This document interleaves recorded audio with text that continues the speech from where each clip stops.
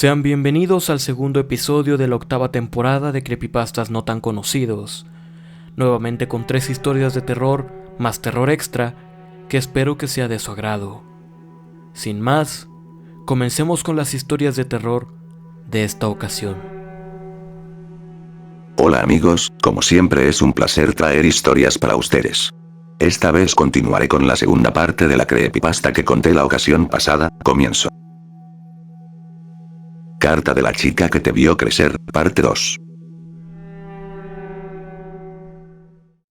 Hola, soy yo. Ha pasado mucho tiempo desde la última vez que escribí. Gracias al periódico supe que recibiste mi carta. Supongo que ahora sabes de mi existencia, y te estás preguntando quién soy, cómo me llamo, quiénes fueron mis padres, dónde vivía, a qué escuela iba o con lo que soñaba ser de grande. No lo sé. Quizá ni siquiera has sentido esa curiosidad. Tal vez solo es mi deseo de que alguien se interese. Cuando pasas tanto tiempo encerrada, observando al mundo entero pasar frente a ti, sin tomarse la molestia de echar un vistazo a esa casa azul con el sujeto de sonrisa falsa, realmente empiezas a comprender que no importas. Te das cuenta que el mundo solo está interesado en el sensacionalismo y el factor de miedo que produce el caso de una adolescente perdida. Ni siquiera les importa el rostro que aparece en los carteles de búsqueda. Es entonces que empiezas a flotar. Flotas cuando te habla, flotas cuando te golpea, cuando entra en ti. Flotas por encima de todo y de todos. Hace mucho tiempo leí que cuando sufren una experiencia cercana a la muerte, muchos sobrevivientes relatan la sensación de flotar sobre sus cuerpos, llegando incluso a observar al equipo médico intentando salvarles la vida. Ellos flotaron. Aparentemente, es un mecanismo de nuestro cerebro para soportar situaciones extremadamente traumáticas. Estos eventos resultan tan inconcebibles para el órgano que empieza a comportarse de forma inusual. Se desconecta, o al menos lo intenta, para que la persona se sienta segura. Al menos eso es lo que yo hacía. Simplemente flotaba, observando desde la distancia las cosas que me sucedían. Supongo que así se siente morir un poco cada día o, mejor dicho, que te maten un poco cada día. Era seductor, inteligente y sabía pronunciar las palabras correctas en el momento indicado. Un solo instante bastó para que nuestros caminos se cruzaran y mi vida cambiara por siempre. Aún puedo recordar ese instante en cámara lenta. La forma en que su sonrisa se torció, la fuerza con que me apretó los brazos, la forma en que mi corazón se hundió y terminó ahogándose. Un secuestro es algo que te destruye el corazón, una negociación entre el captor y el secuestrado que termina destruyéndote el alma. Sobre todo cuando te das cuenta que cometiste el error más grande de tu vida. Desearías poder regresar en el tiempo tan solo un instante. Regresar a esa época donde no eras más que un niño inocente. Pero es imposible. Todo termina antes de que puedas procesarlo.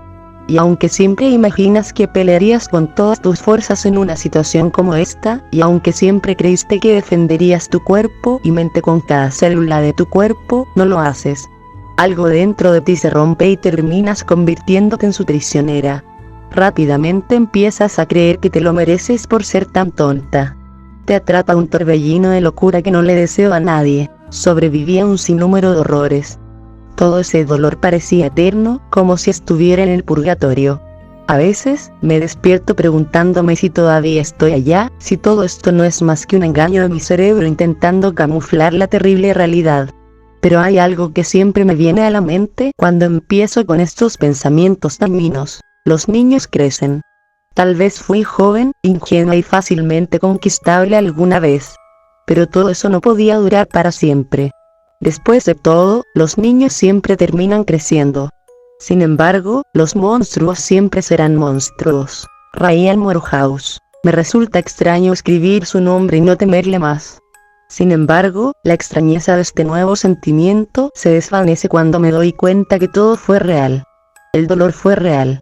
Las chicas que conocí eran reales. Él era real. Mi escape fue real. Me quedé inmóvil, sin respirar, con los ojos abiertos y la boca desencajada. Cuando se me acercó, mi cuerpo se puso completamente rígido al recordar las cosas que era capaz de hacer. Sin embargo, antes de que pudiera actuar, floté. La bella ironía de mi historia es que él me enseñó, a través del dolor y sufrimiento, la única habilidad que lo llevaría a su fin. Floté. Volé. Esa tarde, mientras me pateaba, yo observaba desde arriba. Y en esta ocasión, mi cuerpo físico ni siquiera reaccionó al dolor infligido. Ni siquiera puedo explicarte lo que sucedió. A veces me gusta pensar que fue una especie de milagro. Era todo tan perfecto. Realmente creyó que había muerto, la conmoción en su cara lo decía todo. Quedé desconcertada por todos los errores que cometió. Supongo que terminó acostumbrándose a mi falta de voluntad. Pero ese día la misión era salvarte. No soportaba imaginarte en su mente, en sus asquerosas manos, en sus terribles cámaras de tortura. Cuando se arrodilló y para tomarme el pulso, supe que había llegado su final.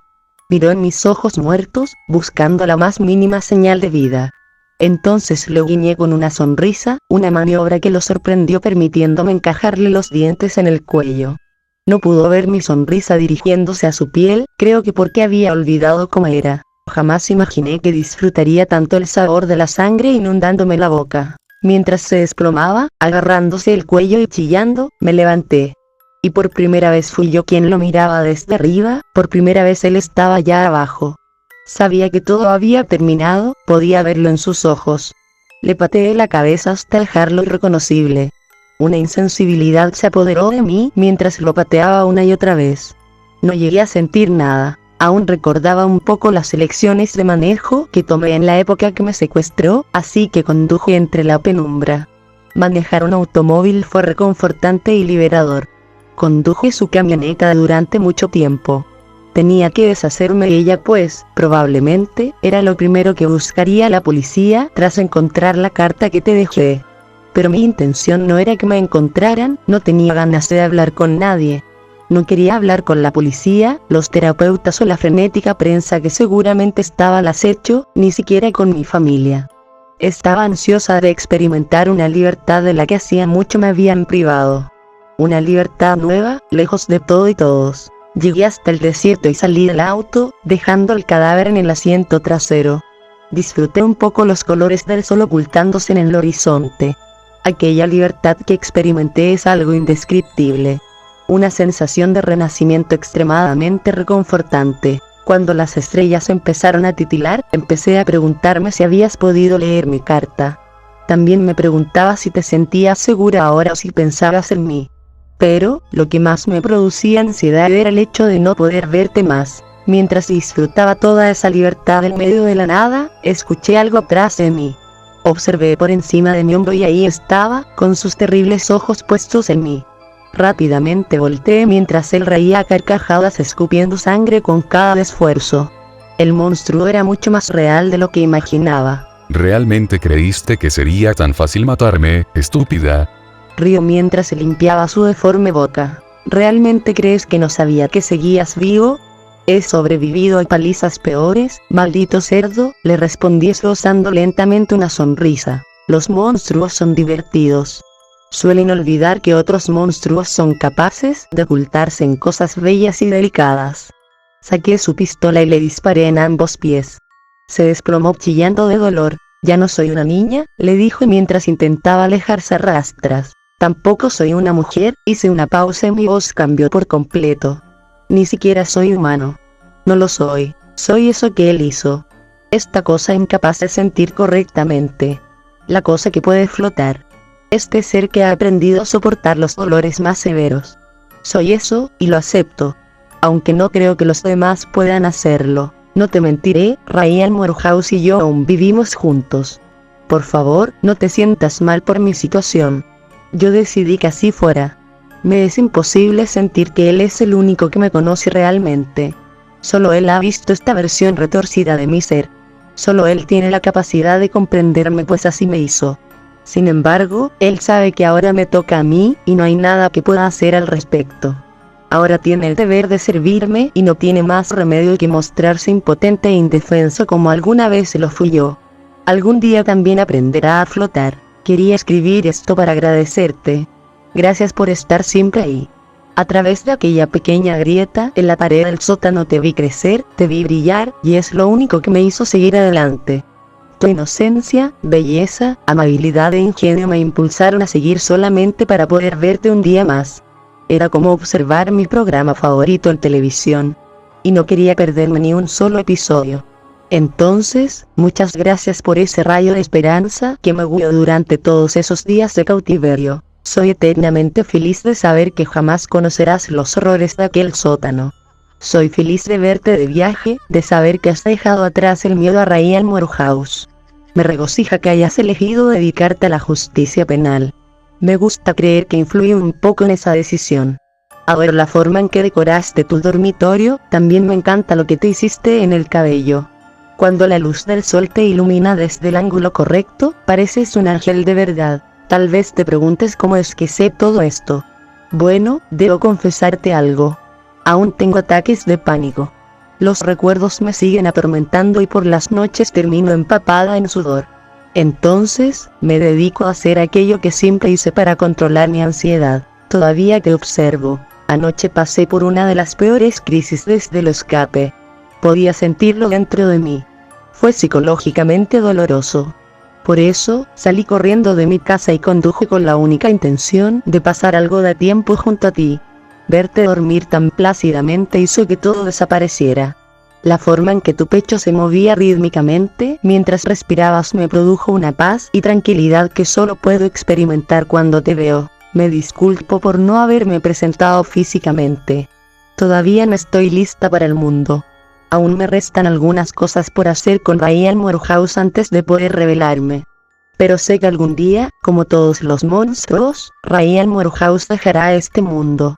Y tal vez, solo entonces sea completamente libre. Libre de ir y presentarme frente a ti. Y quizá podamos ser verdaderas amigas. Quizá solo entonces puedas aceptarme como soy. Por ahora, gracias por tu ayuda en mis momentos de necesidad. Nos veremos pronto. Con todo mi cariño, la chica que te vigila a la distancia. Hace 6 meses recibimos la carta. En aquel entonces fue una situación agridulce. Nos sentimos felices al saber que nuestra hija había salido ilesa de un hombre tan perverso. Sin embargo, nos llenó de tristeza conocer la verdad tras aquella casa de enfrente donde tantas jóvenes perdieron la vida. En esa época nos dedicamos a orar para que encontraran a la chica que había dejado la carta. Aunque muchas personas solicitaron novedades sobre el caso, la policía nos pidió que evitáramos compartir información hasta que la investigación culminara. Nos hubiera encantado seguir la recomendación de los detectives, pero estamos en una posición difícil. Creo que todos deberían saber los peligros que se ocultan en esas casas pequeñas de los vecindarios agradables y apacibles. Es petrificante y asqueroso, por eso decidimos compartirlo todo. Aquella primera vez que recibimos la carta de la víctima, agradecimos enormemente a la remitente, la chica cautiva. Sin embargo, este segundo escrito nos ha asustado profundamente. Desconocemos si nuestra hija es perseguida por esta extraña, y tememos por su estado mental. Es interesante cómo una historia que parecía ser más bien triste, logra deformarse de esta manera. Muy buena, James. Yo también traigo una nueva historia, que espero sea de su agrado. Me contrataron para asesinarme.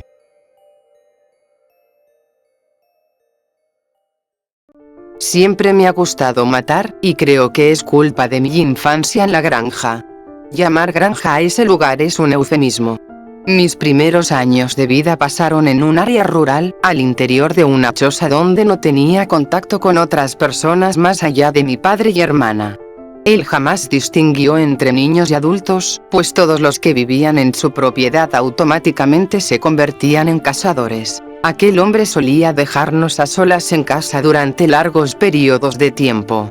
Tenía 3 años aquella primera vez que salí a cazar, por lo que en mi joven mente, conejos y ardillas jamás figuraron como animales lindos, simplemente se trataba de presas. A los 10 años maté mi primer ciervo. Era una niña ágil y muy fuerte. Dana jamás tuvo talento para la cacería, pero era extremadamente buena ocultándose. Y es precisamente lo que hacía todo el tiempo, vivía escondiéndose. Al principio esto fue molesto para papá, pero mis cacerías eran tan prolíficas que había comida suficiente para ambos. Además, Dana era lo suficientemente buena como para satisfacer sus necesidades, principalmente atrapando animales pequeños.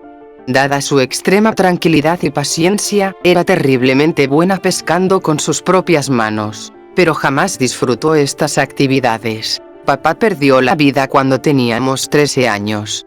Uno solo atrapó mientras gritaba una y otra vez. Dispara. Dispara.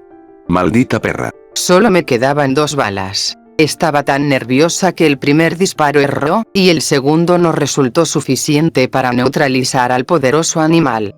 Dana me tomó de la mano y corrimos como el viento. Honestamente, no me siento mal por las últimas palabras de papá. Después de todo, era un hombre desesperado al que se estaban comiendo vivo. Lo perdoné al instante, pero jamás pude perdonarme a mí misma por fallarle. Después de esto, terminamos adoptadas por un matrimonio. Al poco tiempo, Dana se adaptó a esta vida tan normal y la pareja claramente le tenía aprecio.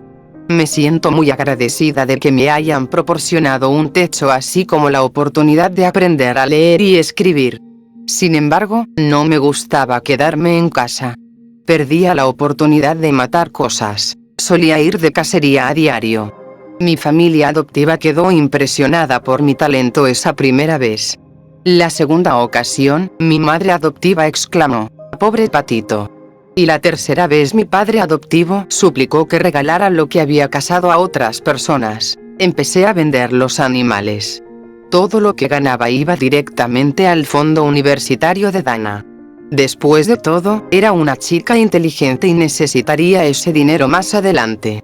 A mí me bastaba con oler la deliciosa amargura de la sangre fresca. A los 18 años me casé con el hombre más encantador. Era increíble la forma en que logramos equilibrar nuestras personalidades. Él siempre se mostró alegre y tranquilo. Tom era 15 años más grande que yo, y se ganaba la vida como comerciante vendiendo una variedad de productos en nuestra pequeña localidad. Regularmente le entregaba partes de mi cacería para vender, carne, piel o cabezas como decoración. Nuestra vida era muy feliz, y pasamos juntos 5 grandes años hasta que le dispararon durante un atraco. Desde entonces, una rabia incontrolable empezó a crecer en mi interior. El deseo de matar tomó el control. Desconocía por completo la forma de administrar una tienda, por lo que pedía a Stu, el hermano de mi esposo, que se hiciera cargo del negocio. Sin embargo, Stu era un alcohólico bueno para nada, y la tienda se fue a la ruina. Me quedé sin nada. Cuando conocí ciertas partes del internet, supe que podía alquilar mis servicios para ganar dinero y saciar mi creciente sed de sangre. Ahora soy famosa, bueno, el alias bajo el que me ocultaba para realizar los trabajos. Nadie ha visto mi rostro, ni siquiera saben que soy una mujer. Mi cuerpo es pequeño pero fuerte, ideal para pasar desapercibida e infiltrarme.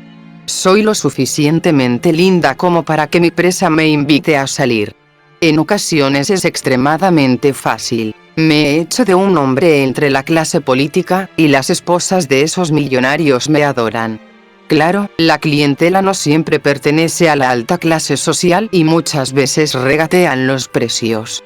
No es raro que algún adolescente idiota me solicite que asesine a su padre rico para pagarme después, cuando reciba la herencia.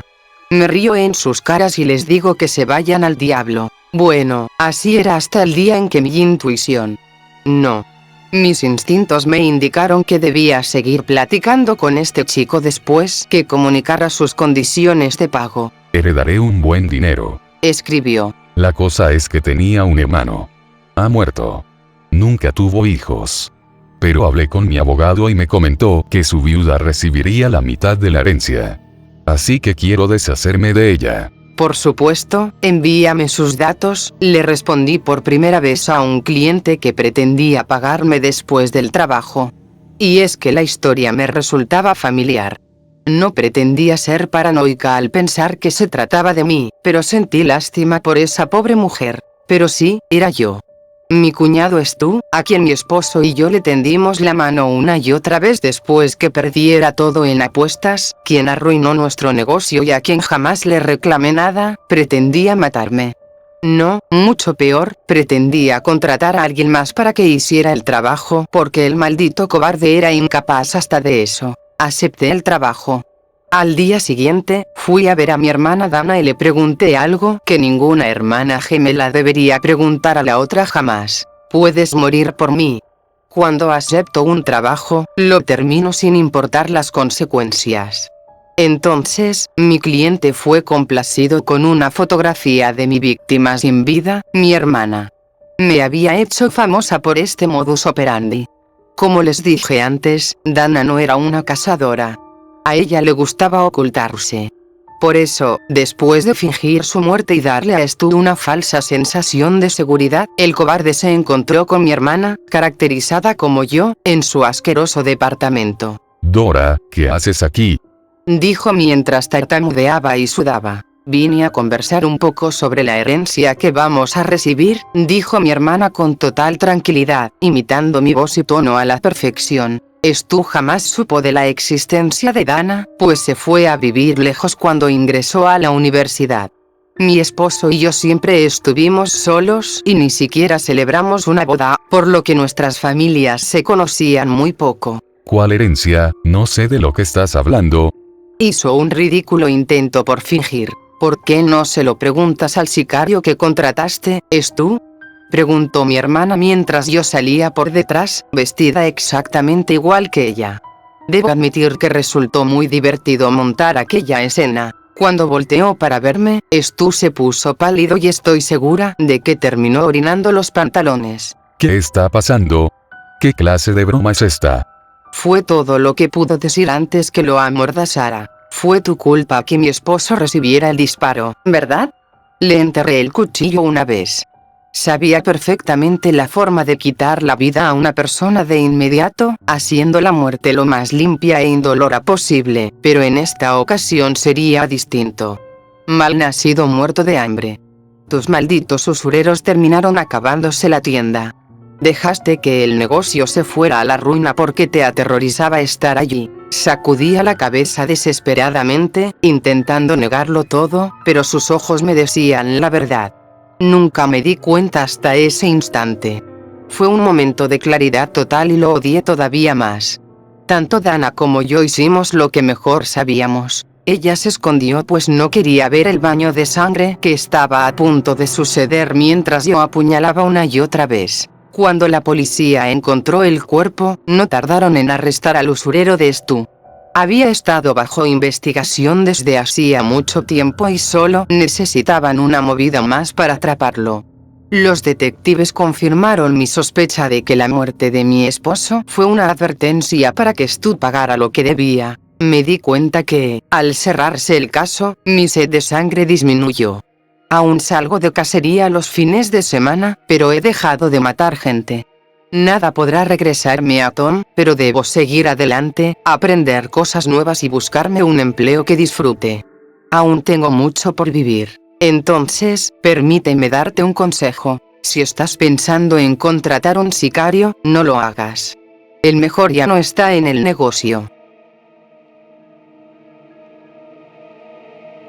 Parece que este episodio será protagonizado por mujeres en su mayoría, pues mi historia también es algo similar. Sin más que decir, comienzo con mi creepypasta de este mes. Mi suegra me envenenó y descubrí su espeluznante motivo. La mayoría experimenta pesadillas particulares con las suegras, aunque jamás imaginé que la mía pudiera resultar tan espeluznante. Lo más aterrador de esta historia no fue que mi suegra decidiera envenenarme, sino descubrir los motivos que la llevaron a esto. Craig llegó a mi vida durante una de mis escasas vacaciones y, desde el comienzo, nuestra relación fue como un rayo.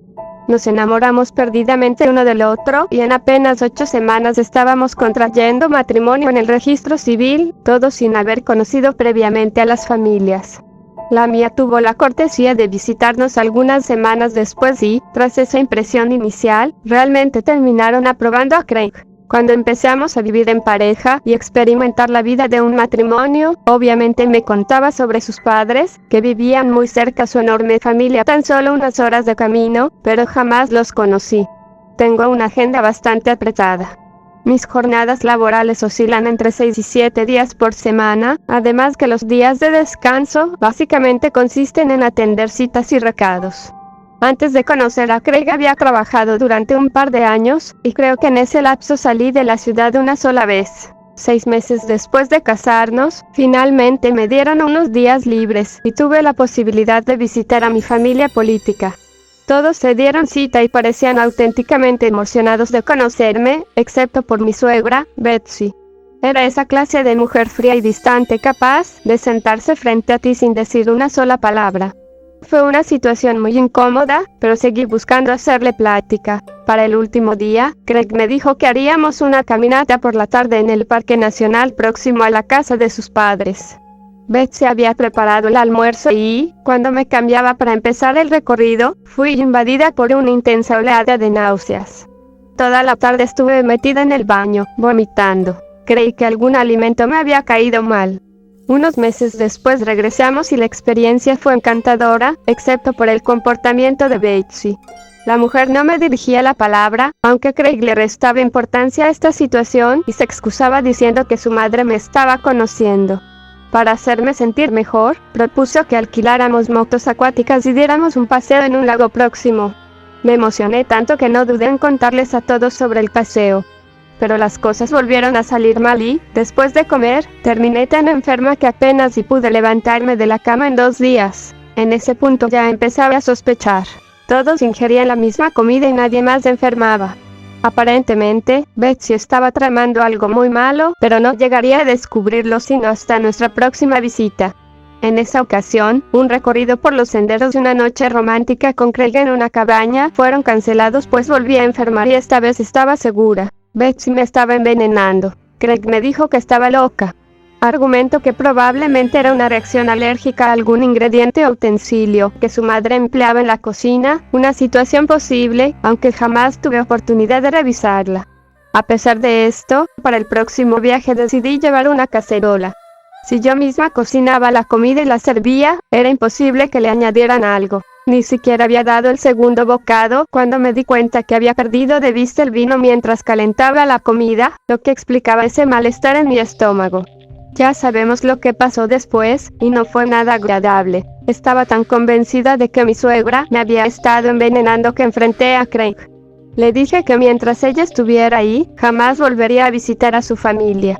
Aquella fue nuestra primera gran discusión, aunque finalmente terminó accediendo a que no fuera a las visitas, y me dijo que con el tiempo encontraríamos una forma cordial de lidiar con esta situación. Esa mujer jamás había mostrado amabilidad hacia mi persona, por lo que no tuvo mucha importancia para mí. La próxima vez que tuve vacaciones, tomamos la decisión de ir a esa cabaña que alquilamos antes y a la que no pudimos asistir. La residencia de su familia nos quedaba de paso, y me pareció grosero no detenernos a saludar, así que llegamos a un acuerdo y compramos algunas pizzas. Le dije que no bebería nada más que agua directa del grifo. Llegamos y repartimos las rebanadas de pizza en los platos, cuando uno de los primos llegó y todos fuimos a saludarlo, dejando brevemente la comida sin supervisión.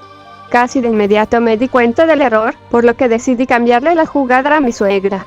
Craig, al igual que yo, tenía 2 rebanadas, así que cambié el plato mientras todos estaban en la sala. Craig se enfermó tanto que realmente llegué a preocuparme por él. El viaje de regreso fue aterrador, tuvimos que parar muchas veces y venía hecho un completo desastre. Apenas habían transcurrido 3 días cuando me derrumbé y terminé confesándole que había cambiado la comida. Nunca lo había visto tan molesto, la rabia en sus ojos es algo que me acompañará el resto de mi existencia. Me empujó y se abalanzó sobre mí.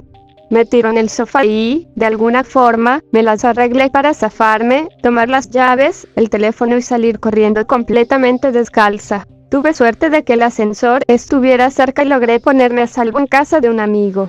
Decidí apagar el teléfono cuando el total de llamadas perdidas casi llegaba a 50.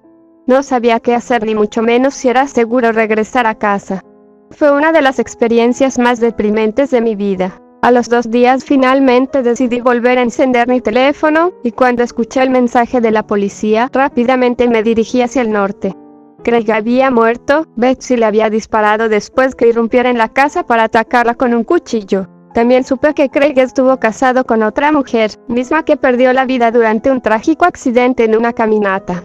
Craig obtuvo una fuerte cantidad de dinero por el seguro de vida y Betsy siempre sospechó que su hijo la había asesinado a propósito, por eso evitaba a toda costa que saliéramos a lugares remotos, especialmente a esos senderos con los que él estaba tan familiarizado desde pequeño. Entonces, Betsy se aseguró de que cada vez que él planeaba una excursión, yo me enfermara. No fue nada fácil, pero mi suegra creyó que jamás le creería, ya que nadie más en la familia compartía sus sospechas respecto a Craig. Al poco tiempo, encontré las pólizas de seguro de vida que mi esposo había contratado a mis espaldas, y decidí no presentar cargos contra Betsy, pues solo intentaba salvar mi vida. Todavía suelo visitarla ocasionalmente cuando salgo de la ciudad, me encanta su comida.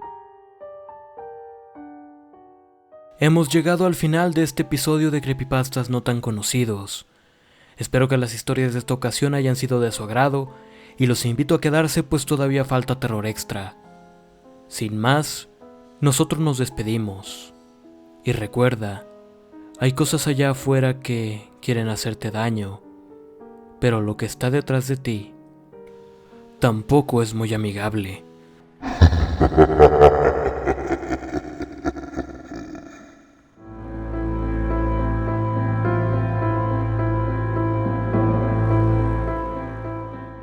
Pretender. En los días fríos de invierno, cuando el aliento se hace visible, los niños hacían como si estuvieran fumando en el patio del recreo. Mi hermana y yo solíamos evitarlos, porque no queríamos que los otros niños descubrieran que no respiramos.